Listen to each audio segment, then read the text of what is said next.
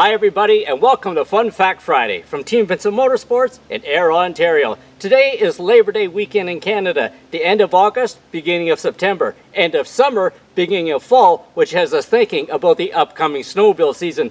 Today it's 30 degrees Celsius and with humidity it's like 37, 38. It's a really hot day. So why am I talking about snowmobiles and snowmobile maintenance tips? Here's why. Snowmobile sliders, why you should replace them soon before you start riding, and a cool craft on what to do with those sliders. A common question is, when should I replace my sliders? How many kilometers should I get out of a set of sliders? Well, that depends on how you ride and where you ride. If you're in an area where you're running lakes with low snow cover, or if you end up on roads or fields with low snow cover, you're going to wear your Hyfax out quicker than if you were on a deep snow area. The snow lubricates the sliders, they last longer. You get up to high speed on a road or on a lake, your Hyfax will get warm, it'll start to wear out quicker. If you get grit in there from a road, it's going to wear it down quicker.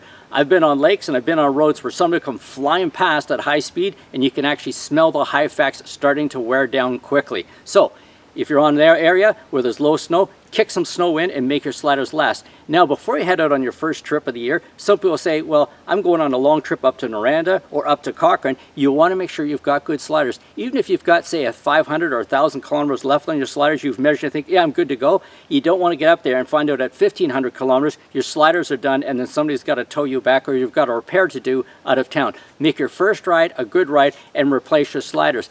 How do you know when to replace them exactly? Well, on some close-ups, I'll show you. These sliders, depending on where you measure, are going to show you a different amount of Hyfax because the idler wheels will actually roll up and over top of the track. So where in between those idler wheels, you can have more wear than you do over the rest of the slider. So take a look at these sliders and you can see the difference in where the thick part and the thin part. So always measure the thin part of your Hyfax if you're debating whether you should replace your sliders or get the dealer to replace them. When you're done replacing your sliders, you start thinking, what do I do with them? Well, a couple years ago I had an idea and this is the year I put it into practice. I built a boat ramp with snowmobile sliders. That's right, old snowmobile sliders into a cool boat ramp.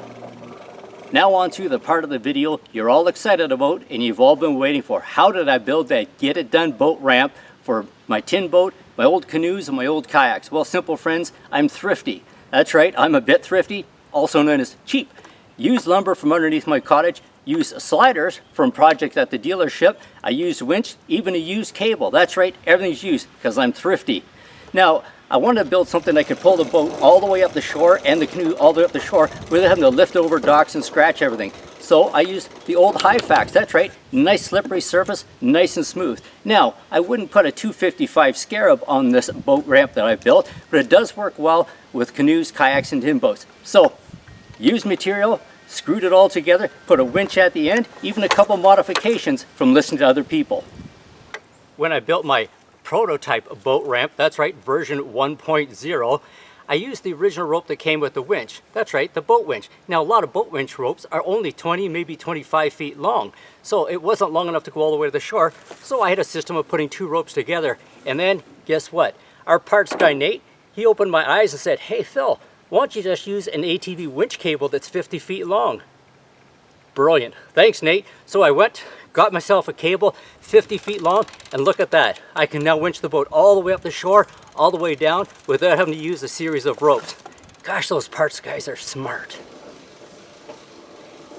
The upgrade from ropes to a steel cable was a great one from Nate. I really need to listen to the guys, girls, men and women in our parts, service, and sales department more often. They know way more than I do.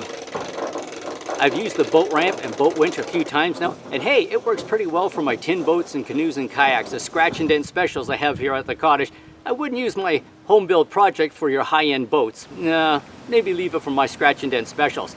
Now, on to the snowmobile season, which is coming up. That's right, today I'm filming and it's 30 degrees, 38 with humidity, so it's hot. But before you know it, snowmobile season comes up. At a full-line BRP dealership like Team Vincent Motorsports, we sell everything. We've got Rikers, Spyders, ATVs, snowmobiles, Sea-Doos, Scarab boats. We have all kinds of stuff that needs year-round maintenance. We've got people coming in for winter storage. We've also stuff coming out of storage. We've also got PDIs for snowmobiles. We've also got snowmobile maintenance to do. There's a lot of stuff going to be going through the shop in October and November. So if you want to be ready for the snow, get in queue early. Get into the parts department and get your sliders and your idler wheels.